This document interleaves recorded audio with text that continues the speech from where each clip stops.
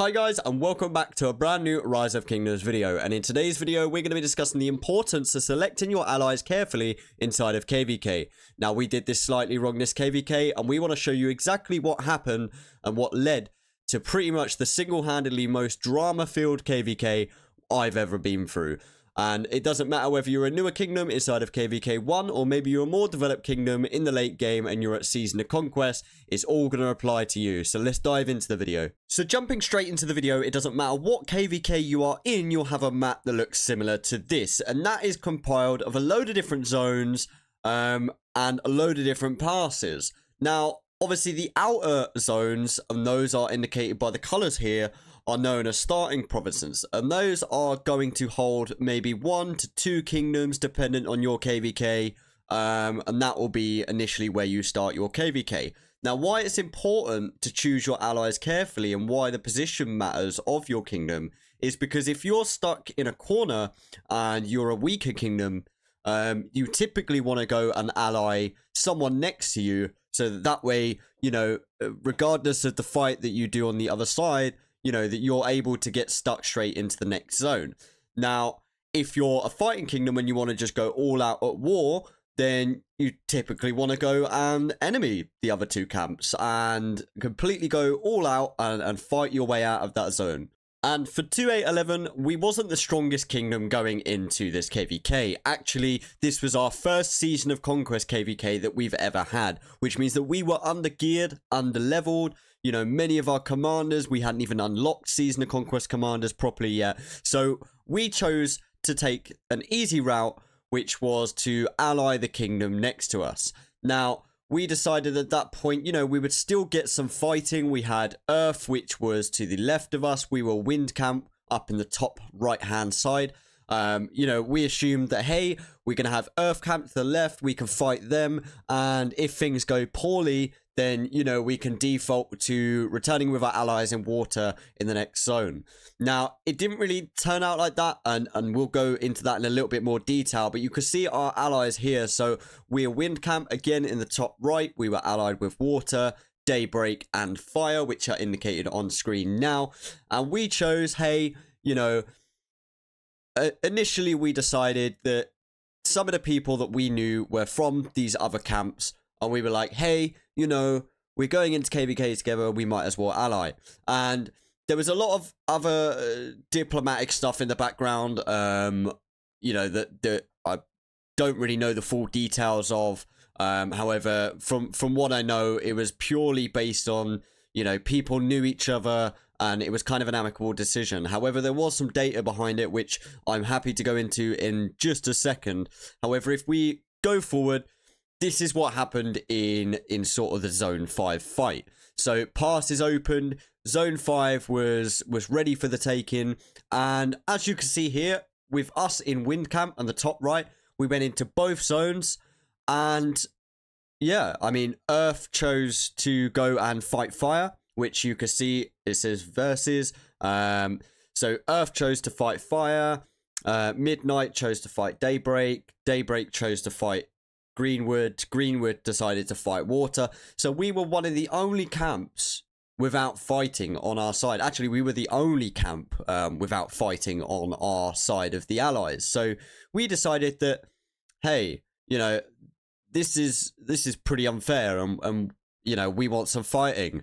I mean, at the end of the day, we may have got fighting later in the KVK, and this is what the map would have looked like. I mean, you know, putting it into real terms, if we pushed in the way that we did, and so did the other kingdoms, it would have looked something similar to this. Obviously, it would have been a slightly different with, you know, the way that fort drops happen, but we would have locked Earth, and so would fire, and then water and daybreak would have locked Greenwood. So that would have left Midnight and Thunder. Now, obviously, I know Daybreak, and that is 2814. We were in a previous KVK with them, and props to them. They are a strong fighting kingdom.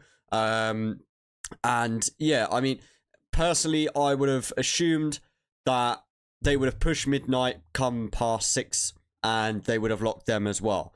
So that would have left with just Thunder, that again would have had to fight their way into that zone 6 and potentially, you know, they may have won that, but we didn't really want to run that risk, you know. I mean, for us, KVK was about fighting, and it's a war game. So we chose to then sit there and take a very long break from everything that was going on, sit down, and we were all in call for about 4 hours one day. And you know, it was a lot of back and forth between our kingdom, which is 2811, and the kingdom that we are in a camp with, which is 1750, where 1750 were already a very old season of conquest kingdom.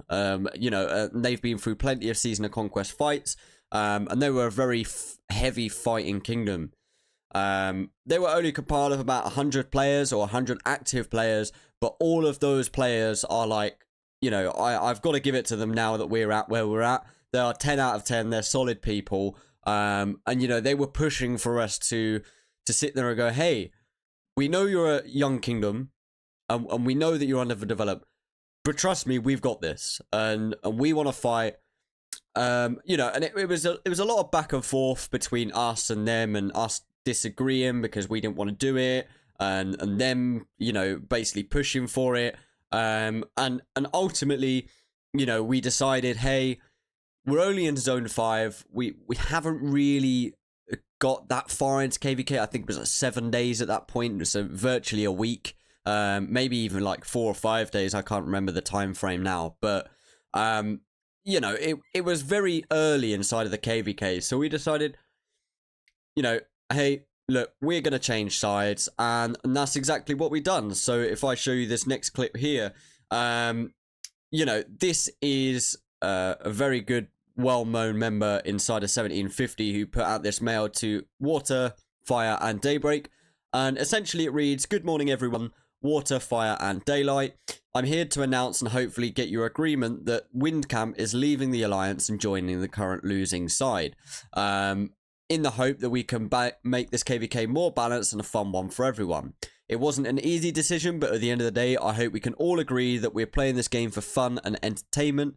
We need to be realistic, that this KVK is over as it currently stands, and it's not just for us, but for all other kingdoms. It's now going to be turned into Farmville. And if you don't know that game, it's a very old game, but basically you just go there, or you go on a game just to farm, and that's not what this game is about. I mean, Rise of Kingdoms is built on the community, it's built on the fact that it's a war game, and that, you know, KVK is one of the biggest events that you're going to get inside of this game. So for us, it was purely about the fight, and we wanted to push that for a little bit more. So he said, we see one way to change it, and it's just join the current losing side. Hopefully we can rally them up and get them to deliver a good fight for you guys. Unlike many kingdoms in the past, we will wait 24 hours to join the other alliance and will not attack anybody until the 31st of the 5th at 1 UTC, unless we are getting attacked. I do hope that by giving everybody enough time to prepare, modify the war plans, and to notify all your people, you know, it is somewhat respectable. Our only motivation is to have fun and play a war game, and hopefully your move will provide that to all camps with mutual respect in the future. I'm wishing you all the best and can't wait for the fight against such strong opponents like you guys." Now, why this is important is because essentially it's moved from a 4v4 to a 5v3. Now, this is a massive thing that a lot of people are pointing out. They've said, hey, you know, this is unfair. You know, it's not right. And, you know, it's a 5v3, it's completely unjust. However, I'm going to get into touching on that in just one moment. I just wanted to put out a little bit more on the respect side. There was a certain member in 2814, which I have known for quite some time now. His name is Wheezy. And before we get onto that, but his name is Wheezy, and he's a very well-known player around the community. So I'm just going to enlarge this just slightly, just so you can see. And essentially, I said, this was before it was announced. Out of amicable respect, I said, hey bro, I just wanted to let you know ahead of time, out of respect, I believe 1750 are wanting to change the allies and propose more fighting. The issue being people have already spent money on the game and don't want it to go to waste. And I don't want it to come across as betraying, because simply put, it's not. You know, we wouldn't have any fighting whatsoever So I wanted you to hear it from me first, and hope there's no bad blood between our kingdoms, because at the end of the day, well, not just me, but 2811 and 2814 have kind of had a rivalry for quite some time now. You know, there's been some issues back and forth since earlier KVKs. However, you know, once you kind of reach Season of Conquest, you kind of put it behind you. There's a lot more things to worry about than rivalry. So, and it is quite an amicable rivalry, and we were quite happy with each other as kingdoms. And, you know, Wheezy said, I'll holler in the group chat. And then later came back and said, yeah, betraying early versus betraying later is still betraying. Notifying us of betraying is still betrayal, bro. And I said, bro, I don't know what you want me to say. I mean, I'm outvoted here at this point. You know, I've tried to do the respectable thing, which was, you know, let people know on an amicable way, and try and do it with some dignity and some respect. You know, so I said, I'm just trying to keep peace between us and respect to you. There's no bad blood. We got outvoted by 1750, and that's what it's about. Everything is a vote, especially in diplomacy. I mean, a lot of you might know this if you're in leadership, but everything gets put down to a vote. And ultimately, there was less people that voted to stay than there were more people voting for fighting. That's not to say that 2811 and some of the leadership members inside of 2811 wasn't for it, but it was simply put down to a vote. And that vote was then in favour to swap sides and take that vote. You know, he just said he was disappointed, and I said, okay, as long as we're good, that's all that matters. And that we argued against doing it. He then came back and said, but there's no way you can't say that this isn't betrayal. You all made a partnership and agreed on it. Now it doesn't suit your interests, and you renegade on that partnership. So betrayal is betrayal. And you know, you could pause the video here and read the rest, but here's my take. Listen, at the end of the day, we're at a very early point in this KVK. And personally, for me, I don't feel that it is betrayal.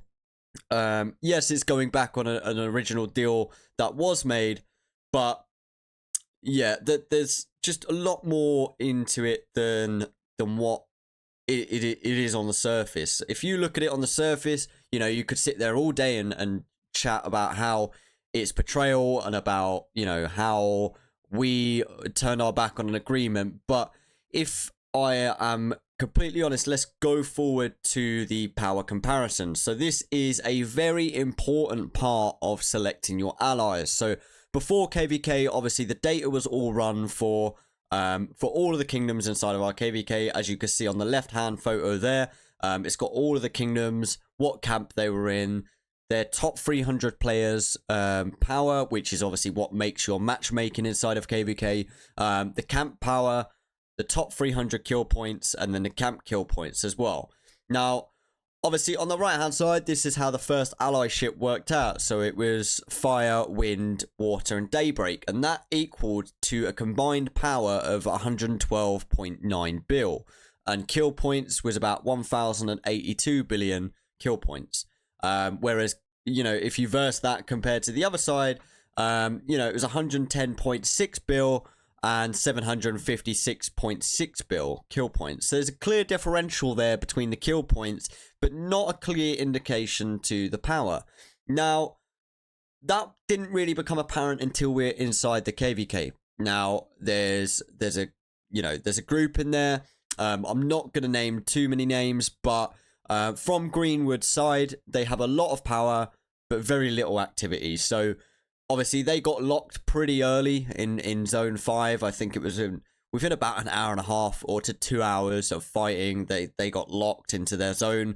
And, you know, we saw that and was like, hey, you know, this is not great. It's not a great experience for the guys there, and it's not a great experience for everybody else inside of the KVK to just, you know, get so out of the fight in such an early point that, you know, you might as well just sit and not play the game. We don't want that for people. We want people to be able to enjoy the game the same as everybody else, regardless of, you know, whether you're the winning side, whether you're the losing side. We just want to make sure that everybody is having a good time.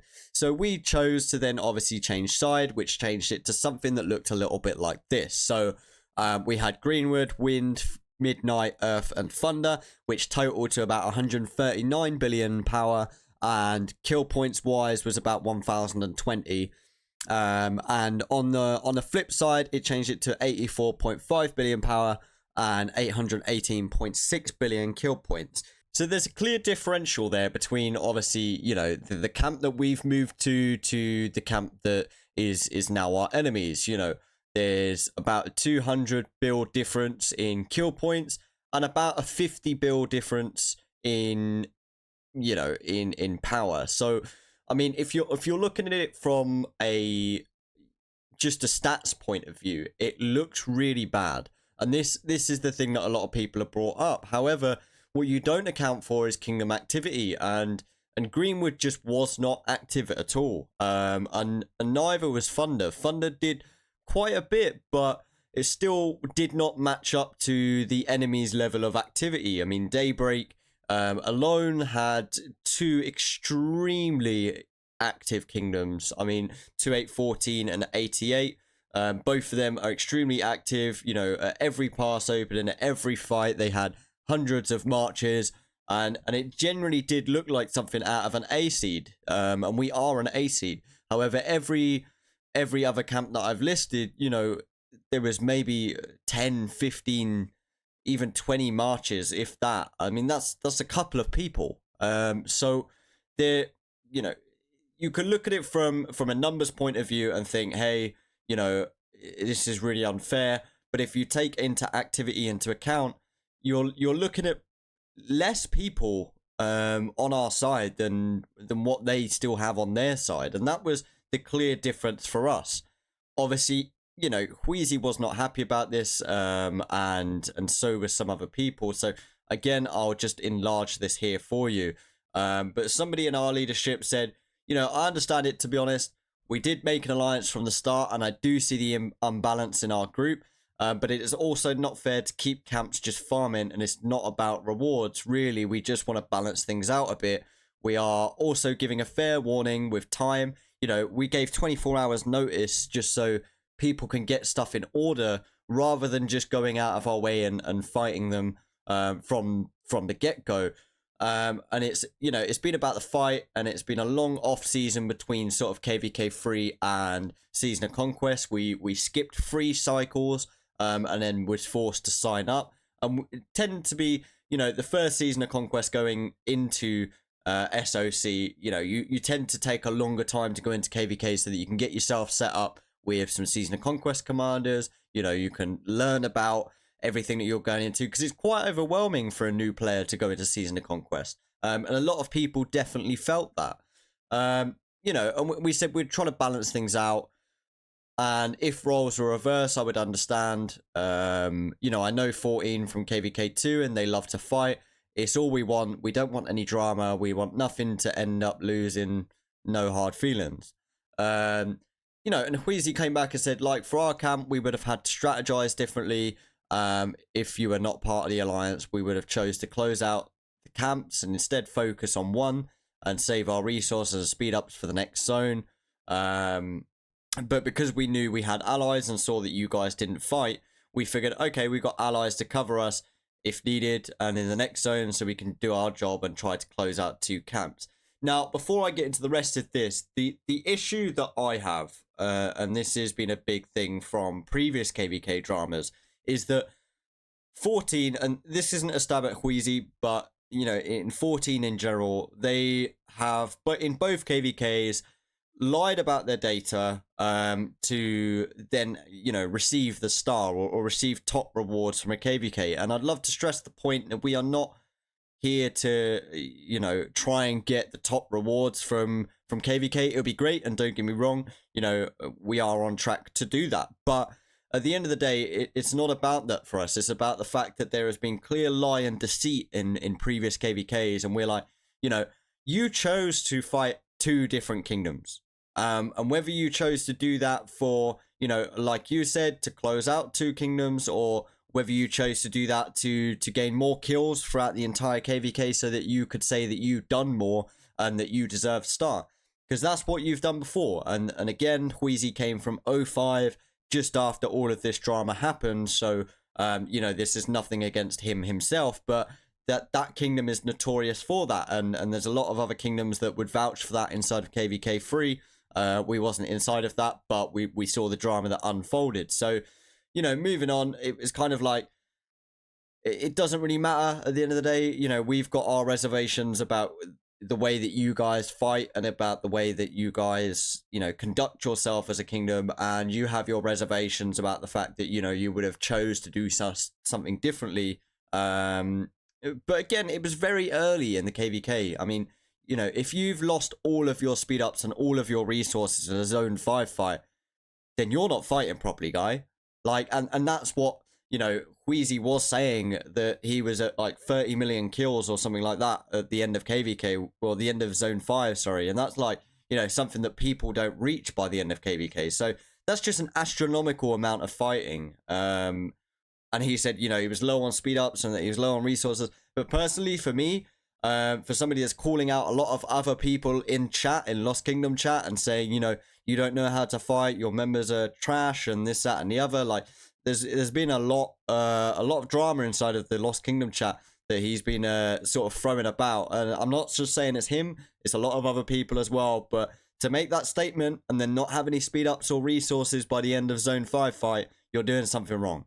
And below me then mentions that this again leaves us with a walk to Kingsland and 50 days of farming. It's not healthy for a kingdom to sit around this long. We were worried we will lose players' activity and interest in the game. So as leaders, you know, this was an option that we had to act on. And that is part and parcel of leadership. You've got to view your kingdom as, you know, if you're a king or you're part of leadership, that kingdom is your responsibility, and everybody's health inside of the game matters to you. And if you've got somebody sitting around all KVK for the next 50 days, you're going to get bored and you're not going to want to play. And then, you know, inevitably they're going to want to migrate and all of this other stuff. So you've got to take all of that into account when making decisions. And that's what we did. And, you know, the thing is with Season of Conquest is you have Crystal Tech, and Crystal Tech primarily revolves around money. And, you know, before I get any comments going, oh, but you can get crystals for free, you could get them from the game. Yes, I do know. Listen, but there is pay to win options, you know, by buying crystals and by buying bundles that would give you a clear advantage against those that are free to play. So it's all stuff that you have to take into account. And he said, I get it. It was something that, you know, could have happened. Knowing that, you picked the strongest group to ally with and also the map position, so you decided to screw over your allies and it didn't fit your style anymore. I mean, it sucks, but it looks like your decision has been made, so nothing that can be done, etc. And the old king, his name is Pethris, said, it's true that our alliance was stronger, but I think it's undeniable that many camps either underperformed or overperformed expectation, i.e. Fire. You know, we thought it was a lot of a lot of dead weight in that kingdom because, you know, there was just certain things that we had noticed throughout the first sort of week or two that would indicate, you know, that they didn't have a lot of activity, but they had a lot of power. And the same could be said about Greenwood. We know we looked at the data and we were like, hey, you know, it's going to be semi-good, but you know, it turned out to be the complete opposite. So the bottom line is that both our kingdoms in Win desperately need to fight for the culture, but also for the health of the kingdom. We both end up in a top B or an A seed if we don't get to lose power, which is an issue.